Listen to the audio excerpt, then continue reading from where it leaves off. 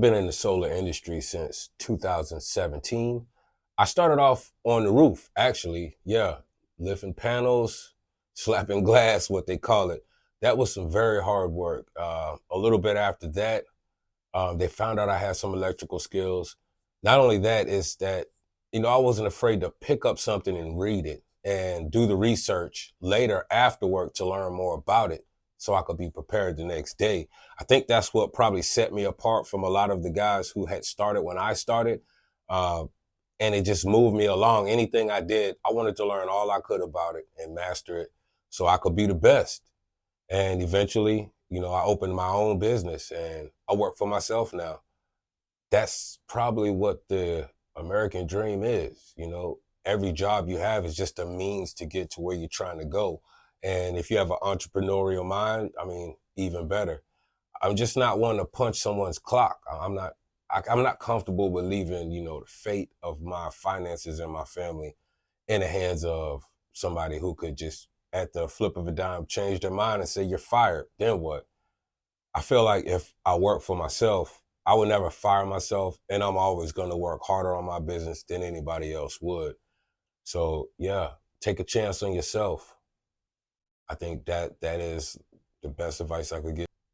I believe that there are some shady businesses out there when it comes to solar, and there are a lot of installers, that are doing some shady stuff.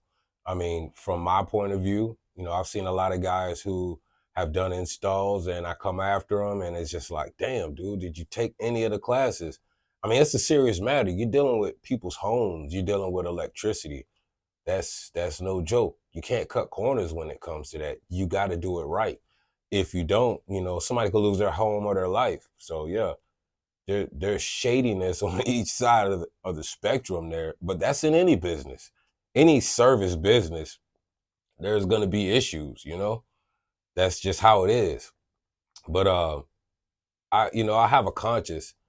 I want to do people right, and I want them to remember me as, hey, that guy did a good job, and then they can always call on me when they need me. But yeah, over the years, I've subcontracted for some companies where I was just like, damn, I can't do this no more. It just didn't feel right. No matter how much money they were paying, just knowing that, I'm in these people's faces and y'all are getting over on them.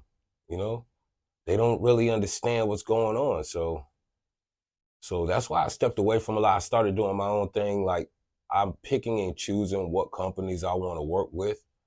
And if I start to get that gut feeling, I'm just like, I'm out. Because I realize how valuable I am.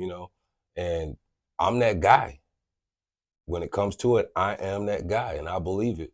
And that's what it is. My question is why is no one speaking up for the people who are getting solar? I mean, when it's dealing with major corporations who have a monopoly on the entire energy industry, like who's policing them?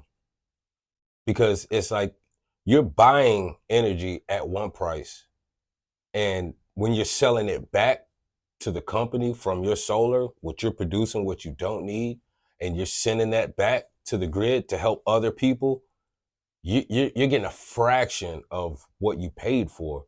I can't wrap my mind around that. Is who made that rule up?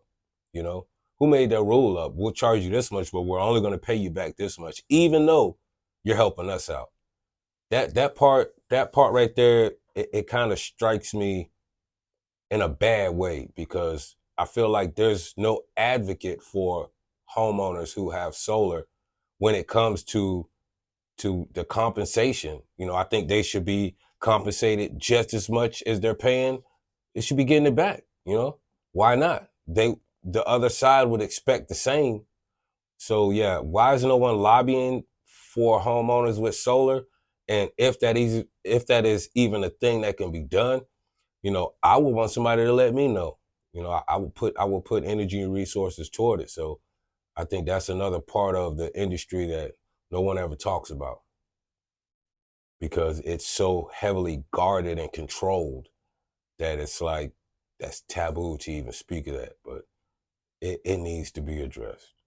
Seriously.